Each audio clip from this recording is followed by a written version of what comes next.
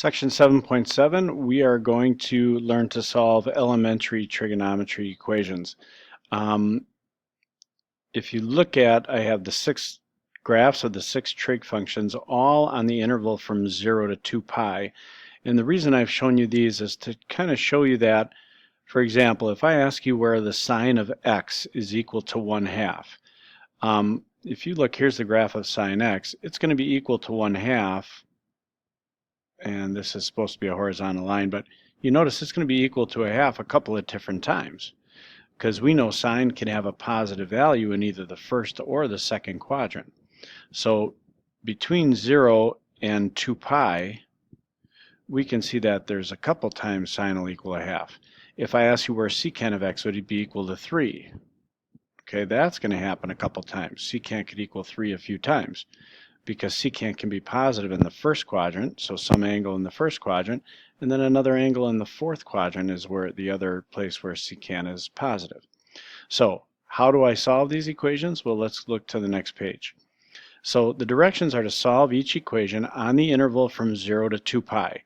Notice it's 0 is included, 2 pi is not. So if 2 pi is a solution, even if it is a solution, we do not include that answer.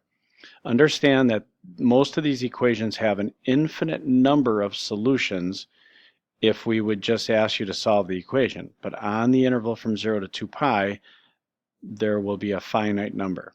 Okay, so where does 2 sine theta equal square root of 2? Well, how do we solve equations? We get the variable by itself. So we start out by, to figure out what theta is, I'm going to get rid of this 2. And by the way, the variable is not x, it's theta here. I should have put a theta. There we go. So I'm going to divide both sides by 2. And I have sine of theta is the square root of 2 over 2.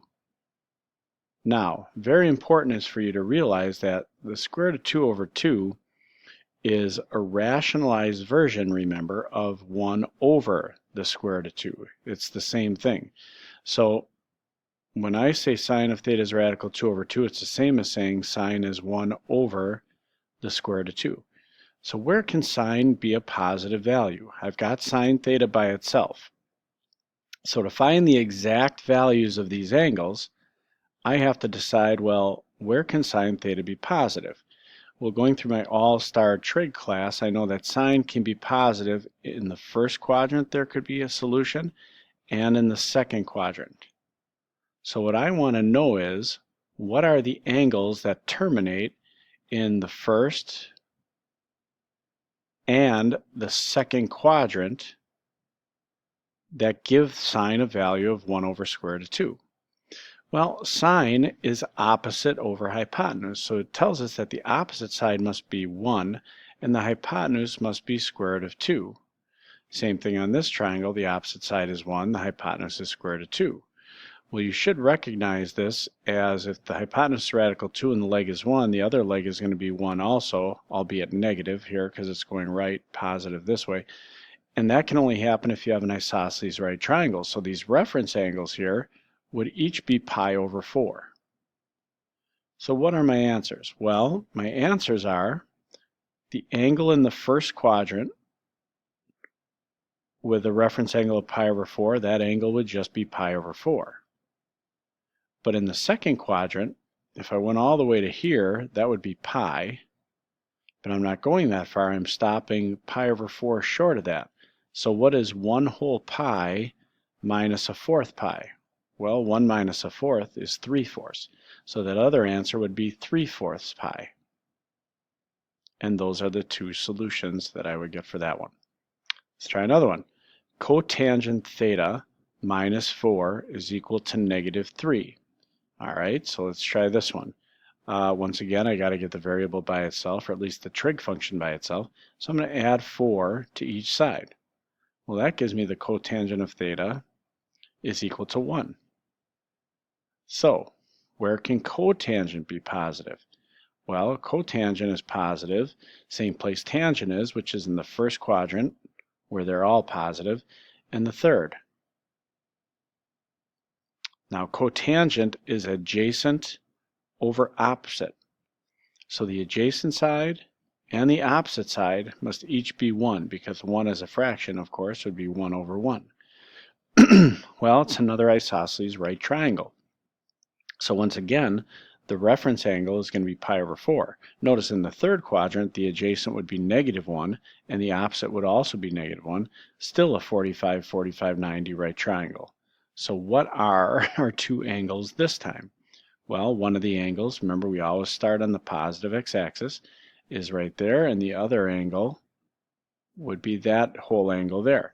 So the first one in the first quadrant, again, that's the easy one, that would just be pi over 4.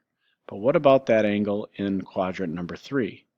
Well, again, if I went all the way to here, that would be pi plus another 1/4.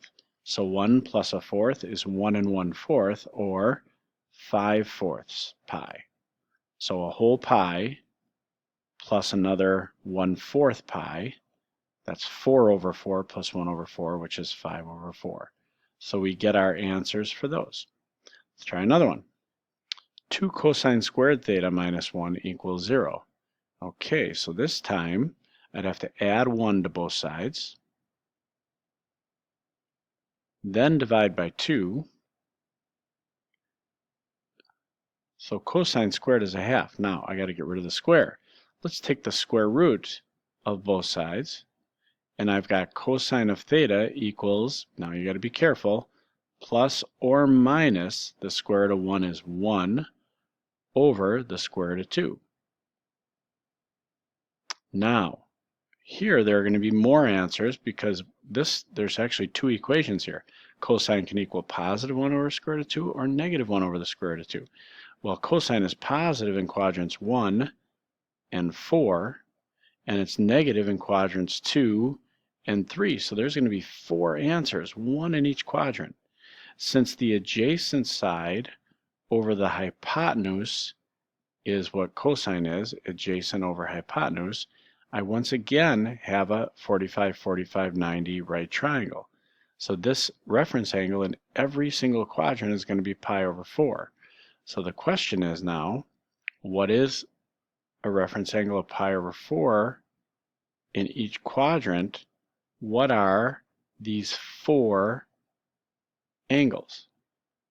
Well, again, the first quadrant is the easy one. A reference angle of pi over 4 in the first quadrant, that's just going to be pi over 4. A couple problems ago, we figured out in the second quadrant with the reference angle of pi over 4, that's 1 whole pi minus a fourth, that's 3 pi over 4. In the last problem we did, we found out in the third quadrant, that would be a whole pi plus pi over 4, and that would be 5 pi over 4. So what about the fourth quadrant? Well, all the way around would be 2 pi,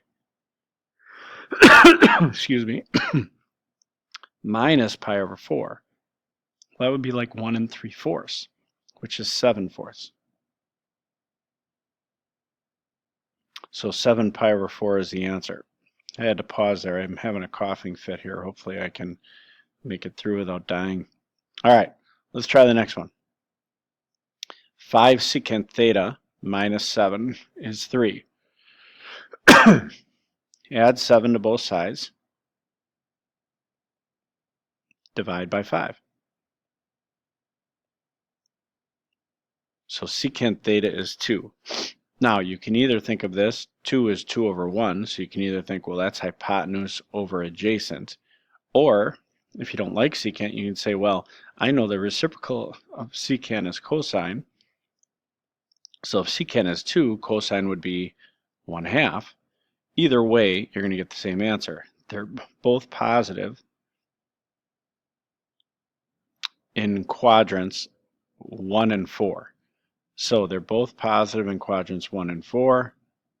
So let's set this up. Now we're finally going to get a different reference angle. If the adjacent side is 1 and the hypotenuse is 2, well, now that is not a 45, 45, 90. That should be radical 2. This is a 30, 60, 90. When that's 2, this must be the square root of 3. You either recognizing it's 30, 60, 90 or using Pythagorean theorem. 2 squared minus 1 squared gives us radical 3. So this time, across from the square root of 3 is the bigger angle. That's the 60-degree angle, or pi over 3. So you're going to get a reference angle of pi over 3 in the first and fourth quadrants. So what are these two angles we're looking at? So one of the angles is right here, and the other angle goes all the way around to the fourth quadrant. What are those angles? Well, again, in the first quadrant, it's just going to be pi over 3. So theta could equal pi over 3 in the first. In the fourth quadrant, all the way around would be 2 pi minus a third. Well, 2 minus a third is 1 2/3, or 5/3. And you can also think of 2 pi as 6/3. 6/3 minus 1/3 is 5/3. And we get those two answers. Now, here's where it gets a little tricky. This will be the last one I do, and then the last page I'm just going to do some calculator problems. I'll do that in the next video. So tangent of 2 theta is square root of 3. You can't divide by 2 here. If the 2 is on the outside, you could, but I have to figure out tangent of what gives me the square root of 3 first. So a big mistake would be divide both sides by 2 at this point. Okay, you got to solve from the outside in.